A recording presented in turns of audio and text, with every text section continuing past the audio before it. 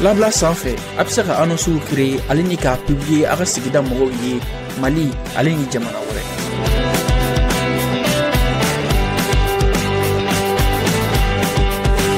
Ka kumaɲɔgɔnya nɔgɔya sannikɛlaw ni feerelikɛlaw ye. Blabla bɛ se ka sɔrɔ Android ou iPhone sanfɛ, App Store ale ni Play Store jamana caman na yen bɛ sɔrɔ vidéo duguma. Lavage de l'auto ale de bɛ kokoro kɛ sanga ana ka waati maa minnu bɛ yen ni u sigilen bɛ baarakɛyɔrɔ la tan t'u bolo ka taa n'u ka mobili lavage la yalima maa minnu bɛ yen ni u bɛ siran k'u ka mobili di maaw ma ka taa lavage la yalasa tiɲɛni kana sɔrɔ sira la o jɔrɔ bana bɛ pewu ka kɛɲɛ ni lavage de l'auto mɔgɔw ka wuli ka jɔ ye yalasa k'u lasɔrɔ nɛgɛjuru sira 62 21 38 73. a filɛ k'i tɛgɛ sigi nin kɔnɔna kan wala an b'a mobili in kɔnɔna ye a y'a tɛgɛ sigi kan a y'a lajɛ a ye mobili in kɔnɔna lajɛ sa a ka nkalon bɔ n da est-ce que nkalon don a y'a lajɛ sa cɛ mobili in kɔnɔna n'i kun y'a ye kabako don ala cɛ mɛ n ka cɛ kamalen y'i tɛgɛ sigi a kan a y'a lajɛ sa a ka nkalon bɔ n da bon nin ye nin finition de ye sisan a bɛ ka jɔsi entretien bɛɛ kɛra ka ban a bɛ ka jɔsi i m'a ye bon an m'a ye an ma mobili in kɔnɔna ye mɛ an nana sa a y'an tɛgɛ sigi a kan a y'a lajɛ a ka nkalon bɔ n da sa a y'a lajɛ a cɛ a bɛ ka mana tap cɛ wa mana mobili tɛ dɛ mobili filanan filɛ yen fɛ o filɛ kɔfɛ o ye électrique de ye ale bɛ charge de ye essence tɛ k'ale la dɛ a y'a lajɛ minnu fana yira o la sisan ale filɛ charge la nin i m'a ye carburant tɛ k'ale la dɛ ale bɛ charge de a filɛ nin ye ka charge nin y'a chargeli kɛyɔrɔ de ye i m'a ye n ka cɛ an y'an tɛgɛ sigi ale fana kan yan kabako don walayi a y'a lajɛ sa mobili in kabako don walayi n ka cɛ janti kafiri de b'a kɔrɔ a ye mobili yɛrɛ ɲɛfɛla lajɛ a ka nkalon bɔ n da.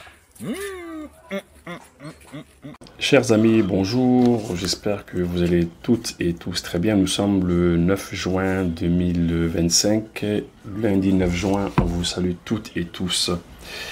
Comme vous l'aurez compris, parfois mes émissions je les fais en langue française, parfois je les fais en langue bambara. Très souvent lorsque je parle en langue française, c'est principalement pour que certaines personnes qui ne comprennent pas bambara puissent comprendre réellement ce qui se passe chez nous ici au Mali. Vous savez, il y a beaucoup de désinformation ces temps-ci concernant le Mali. Étant donné qu'il y a beaucoup de désinformation, on est obligé de parler en français pour que les personnes qui sont désinformées, qui sont dans les pays où on ne parle pas bambara, eh bien ces personnes doivent avoir les vraies informations. C'est la raison pour laquelle je parle français dans la plupart de mes émissions ces temps-ci. Alors, que les personnes qui ne parlent pas très bien français et qui ont l'habitude de suivre mes émissions en bambara ne s'offusquent pas. Il ne faut pas que ces personnes se fâchent. Il y aura toujours des émissions en bambara et des émissions en français. Cette vidéo, je l'ai fait exclusivement pour les Béninois. Pour les Béninois, mes frères et mes sœurs du Bénin, il faut vraiment que vous puissiez vous assumer. Il faut vous assumer. Parce que l'autre jour, Wassim Nasr, il a passé un message sur France 24. Ce message, c'est destiné aux dirigeants béninois. Le message qu'il a passé, c'est de demander aux autorités béninoises d'entreprendre des négociations avec les groupes armés terroristes. Vous voyez, Wassim Nasr, nous on le connaît ici dans les pays de l'AES. Il est le porte-parole, l'un des porte-parole des groupes armés terroristes. Wassim Nasr, on le connaît ici. On le connaît. Ils sont deux, lui et Serge Daniel. Ils sont en contact avec les services de renseignement, qui eux aussi sont en contact avec les groupes armés terroristes qui opèrent sur le terrain. Et le GNIM leur appartient, en fait. Le GNIM leur appartient. Et lorsque la France et les États européens qui sont dans ce complot avec la France, lorsqu'ils veulent obtenir quelque chose du Bénin, et que le Bénin ne veut pas, eh bien, ils envoient ces groupes armés terroristes au Bénin. Et c'est ce qu'ils font, ils envoient le GNIM. Alors, le but de cette émission aujourd'hui, c'est d'abord, je remercie mon jeune frère Drissa Mementa. Je le remercie beaucoup parce que j'ai vu une vidéo. J'ai vu l'autre jour, je tournais à tout hasard sur les réseaux sociaux et j'ai vu une vidéo sur sa page. Et cette vidéo, c'était la vidéo d'un Béninois qui se plaignait. Il se plaignait de Wassim Nasr. Il disait qu'il a vu une émission sur France 24 et que Wassim Nasr est en train de demander à l'État béninois de négocier avec les groupes armés terroristes parce que s'ils ne le faisaient pas, eh bien que ça n'allait pas bien se passer. Alors, vous savez, nous, ici au Mali, on l'a dit, on l'a redit. Malheureusement, les Africains, les dirigeants africains ne sont pas en phase. Ne sont pas en phase dans leurs actions. C'est dommage que 3 pays de l'Afrique de l'Ouest, je vais même dire 4 pays, sont régulièrement attaqués par des groupes armés terroristes. Et dans ces pays-là, on le dit matin, midi et soir. On dit que ces gens qui nous attaquent sont envoyés par certains pays et ces pays ont perdu pied chez nous ici au Mali. Étant donné qu'ils ont perdu pied ici au Mali, ils sont fâchés. Ils ont perdu pied au Burkina Faso, ils sont fâchés. Ils ont perdu pied au Niger, ils sont fâchés. Et lorsqu'ils se fâchent, ils envoient des groupes armés terroristes vous frapper. Malheureusement, c'est comme ça. Et quand on le dit, les gens disent « Ah non, non, attendez, c'est des théories complotistes, c'est des histoires, c'est pas vrai, ils racontent des histoires. Non, en fait, c'est parce que leur armée n'arrive pas à se battre, ou bien c'est parce que l'armée a eu des déboires sur le terrain, ils disent que c'est des complots. » En fait, on ne nous croit pas. Non seulement on ne croit pas ce qu'on dit, mais ils nous ironisent. Ils nous ironisent, ils font comme si on racontait du n'importe quoi, comme si on était des fous, etc. Mais nous, on sait ce qui se passe. Vous voyez, ils ont commencé à frapper le Bénin. Sûrement qu'il y a un problème entre eux et le président béninois. Entre qui? Parce que quand je dis entre eux et le président béninois, de qui je veux parler? C'est ça. Vous savez, c'est un groupe de pays qui sont derrière cela. Ce groupe de pays, c'est quelques pays de l'Union européenne et avec le Royaume-Uni, évidemment. Et devant tous ces pays-là, c'est la France. Mais ce n'est pas toute la France. Non, ce n'est pas ça. Les opérations qui se passent, ce qui se passe dans nos pays, c'est des choses qui se font en cachette. C'est des choses qu'on ne montre pas en public. Alors, ça veut dire quoi? Ça veut dire qu'il y a beaucoup de ministres français qui ne savent même pas ce qui se passe. Il y a beaucoup de ministres, disons, de députés de l'Assemblée nationale qui ne savent pas ce qui se passe. Et aussi bien en France que dans les autres pays européens. Parce que c'est les opérations qui se passent dans nos pays, le terrorisme qui se passe dans notre pays, eh bien, vous verrez que dans la plupart des pays européens qui sont impliqués directement ou indirectement dans ce genre d'opérations-là, eh bien, c'est une minorité de gens qui sont au courant de cela. Parce que c'est des choses qui se passent en dehors de tout contrôle gouvernemental, de tout contrôle des députés, de l'Assemblée nationale, etc., du Sénat, etc. Donc c'est pour dire que c'est une poignée de personnes dans ces différents pays qui savent ce qui se passe. Tout est organisé, tout est préparé. Ils montent tout, ils montent tout pièce par pièce. Et il y a des gens qui viennent chez nous, qui viennent endeuiller nos populations civiles, qui viennent endeuiller notre armée, et c'est comme ça. Et nous, ce qu'on peut faire, c'est de se défendre. On essaie de se défendre, on essaie de se défendre comme on le peut. Et lorsqu'on le dit aux Béninois, les Béninois n'y croient pas. Pour eux, non, c'est des histoires. Mais maintenant, je pense qu'il y a certains Béninois qui commencent à croire un peu. Je crois qu'il y a des Togolais qui commencent à comprendre.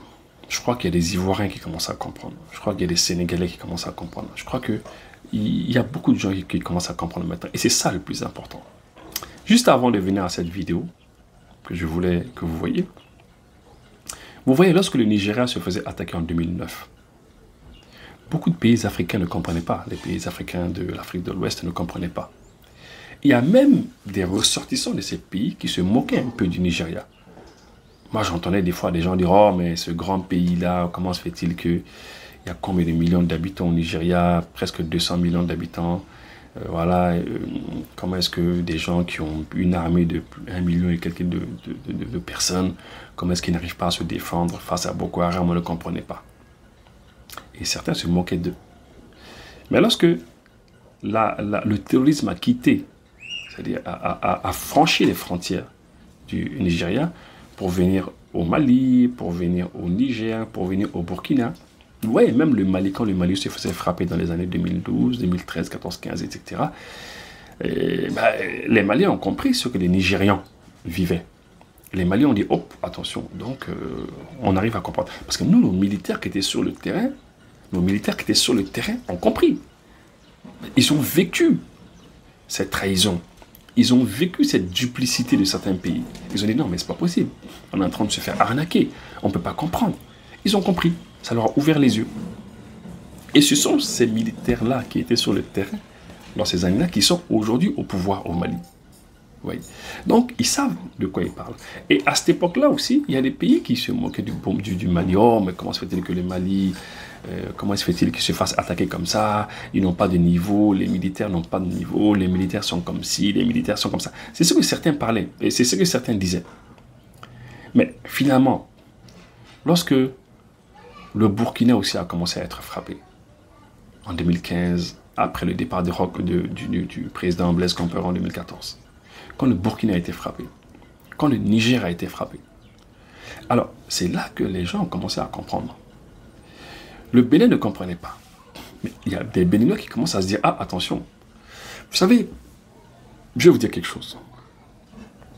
Relativement, tous les militaires des pays de l'Afrique de l'Ouest ont le même niveau. On ne peut pas dire qu'il y a des militaires qui sont beaucoup plus forts que d'autres, beaucoup mieux entraînés, ou bien que ces militaires sont plus aguerris que d'autres. Non. Relativement, nos militaires avaient le même niveau. Oui. Maintenant, il y a des pays qui vivent le terrorisme depuis 9 ans, 10 ans, 11 ans, 12 ans, même 16 ans pour les pays tels que le Nigeria. Donc, ces pays-là, eh bien, de plus en plus, les militaires sont en train d'être aguerris. Oui, parce qu'au fur et à mesure que vous vous battez contre ces gens-là, eh bien, il y a forcément l'aguerrissement qui vient. Forcément, vos militaires sont en train de s'aguerrir. Donc, on voit que le côté Nigeria, il y a quand même de l'aguerrissement, bien qu'on leur tape dessus très dur, mais ils s'aguerrissent. On voit qu'au Mali, les militaires de plus en plus sont aguerris, au Nigeria, disons au Niger, et ainsi qu'au Burkina Faso. Et c'est ça. Et au fur et à mesure qu'on va continuer dans cette guerre-là, eh bien, au fur et à mesure, nos militaires seront de plus en plus aguerris. Et plus ils sont aguerris, mieux ils pourront faire face à cette menace. Aujourd'hui, c'est ce que nous sommes en train de vivre. Au début, dans les années 2012, 2013, 14, 15, c'était pas comme aujourd'hui. Aujourd'hui, on sent que les militaires tiennent beaucoup. C'est vrai que on a des militaires blessés, on a des militaires qui meurent, mais ils arrivent toujours à tenir leurs emprises. Alors, je vais juste passer l'élément. Toutes et à tous, j'espère que vous allez bien. Là, je vous le dis franchement, je suis écœuré. Les mots me manquent pour exprimer ce que je ressens en ce moment. Hier, sur le plateau de France 24, dans l'émission Tour du Monde, l'invité Wassim Nasr a déclaré, je cite, « Il revient aux autorités béninoises de voir à quel moment elles devraient peut-être enclencher des négociations ou une sorte de pourparlers avec les djihadistes. » Bonjour Wassim Nasr. Bonjour. Le mois d'avril a été sanglant au Burkina Faso. Nous revenons avec vous sur les très nombreuses attaques djihadistes. La plupart se sont concentrées à la frontière avec le Bénin, mais pas seulement. Effectivement, pas seulement. Est-ce qu'il s'infiltre aussi au Bénin ? Absolument. Donc aujourd'hui, il y a beaucoup d'activités djihadistes au Bénin. On va voir les images donc des dernières attaques dans le parc W. Les voilà. Donc c'est deux attaques. Parc, hein, on en avait parlé il y a quelques exactement, temps. où il y a eu déjà des kidnappings ou autres dans la caserne, fortifiée, on va dire, à la manière des fortifications occidentales, hein, parce qu'il y a une certaine aide technique et logistique de par exemple, des militaires français qui ont des accords avec le Bénin pour l'aider à fortifier sa frontière. On va voir par ailleurs un véhicule blindé VAB, donc offert par la France sur une autre vidéo à l'armée béninoise et capturé par les djihadistes. Donc le voilà conduit par des djihadistes du JNIM. Donc il y a un effort certain au Bénin militairement parlant, mais ce n'est pas suffisant. Est-ce que ça sera suffisant, oui, pour éviter le même sort que les pays du Sahel ? Ça ne sera pas suffisant parce que les trois juntes des pays du Sahel ne contrôlent pas du tout leurs frontières. Donc l'activité djihadiste, encore une fois, est complètement transfrontalière. Donc il n'y a pas du tout de coopération avec les pays du Sahel, avec les autres pays côtiers.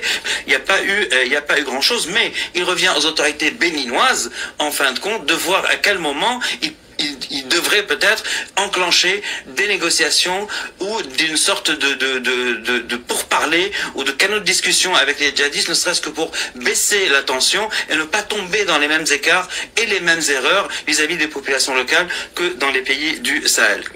Non mais, attendez, des pourparlers avec qui?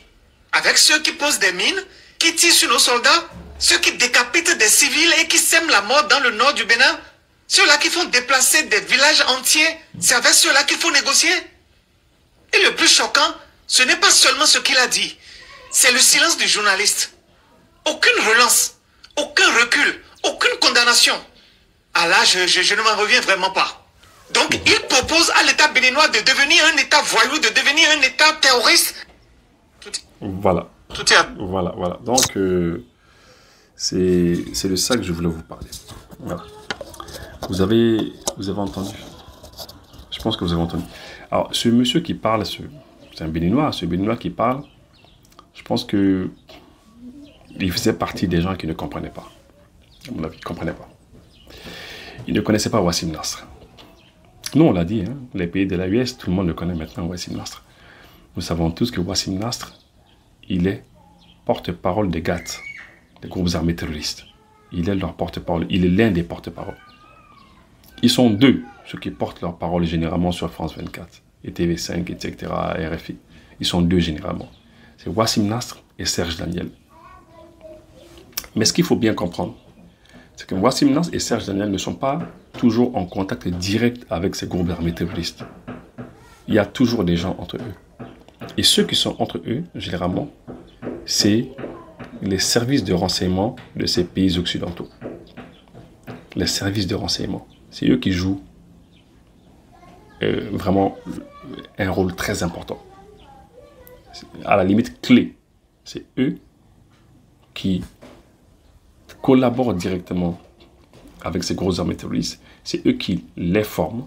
C'est eux qui leur donnent des renseignements. C'est eux qui leur donnent tout ce dont ils ont besoin pour aller frapper certains pays. La logistique, tout ce qu'il faut, les motos, tout. C'est eux qui règlent tout. L'argent, tout ce qu'il faut, c'est eux qui font tout. Oui.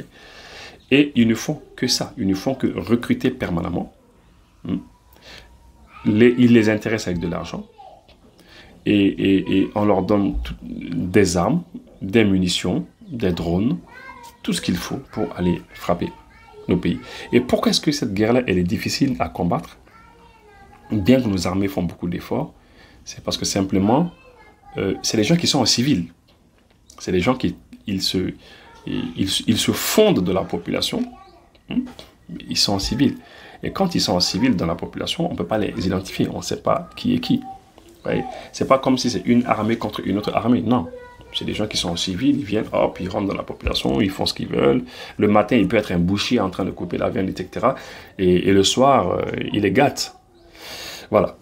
Donc, c'est pour dire que ce que le Béninois, là, il est en train de dire, c'est ça.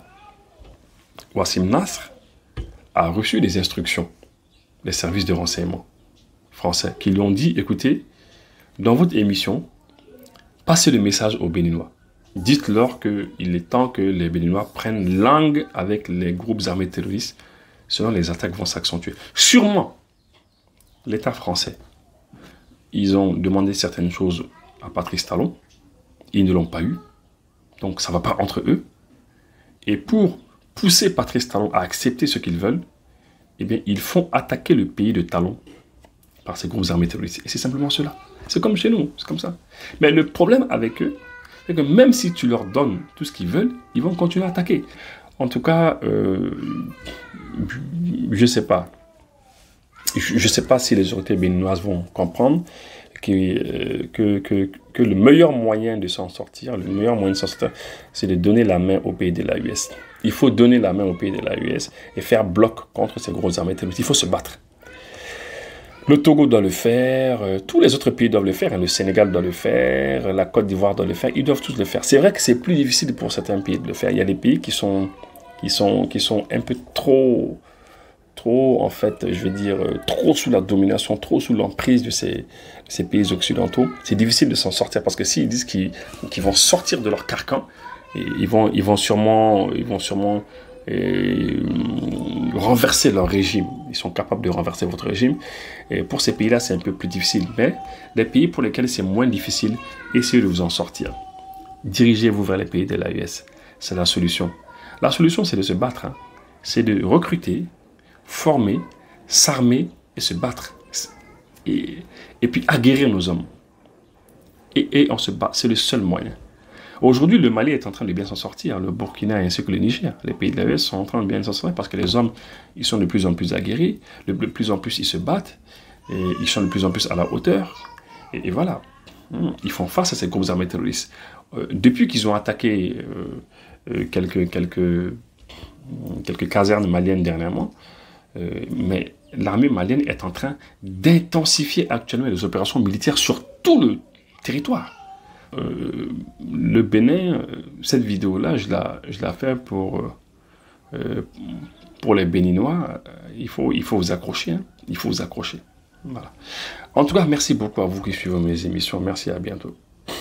Dirige mina min finyana ni be fe ka lafiya yelen ko la sonikra solar mo nalen do ni pando caman de ka fara batterie lithium kan ka damne puissance fitini na fo ka se puissance kumabo ma ni mogo ba fɛn fɛn la appareil de beno ka be marcher ni clé ni mogo bo a sugo sugula i se fa jona i ka se sonikra solar mo ka boutique la wa yoro jantere a flɛ ne sotiba 3e pont dala aw kan ka voyager avion ni la aw sera aéroport la a fɔra ɲɛna ko ka avion be retard la walima a fɔra ɲɛna ko ka avion tɛ na pepepewu walima aw sera a fɔra ko place tɛ avion kɔnɔna la min y'aw sigiyɔrɔ ye walima aw sera aw seyɔrɔ la aw ka minɛnw ma se aw ka minɛn sera dɔ tiɲɛnen n'a kɔnɔ walima dɔ b'a jɛ walima aw ka minɛnw yɛrɛ de ma se pepepewu aw kana siran solution airlines bɛ walasa k'aw dɛmɛ nin ko ninnu de la a ye solution airlines wele dɔrɔn an bɛ fɛn bɛɛ lajɛlen kɛ k'aw ka minɛnw ɲini ka taa di aw ma f'aw sigiyɔrɔ la o t'a bannen ka far'o kan an ka baara dɔ bɛ yen an b'a fɔ min ma PMR o kɔrɔ ye an balima minnu bɛ yen ni ala y'u garizigɛ don nujura la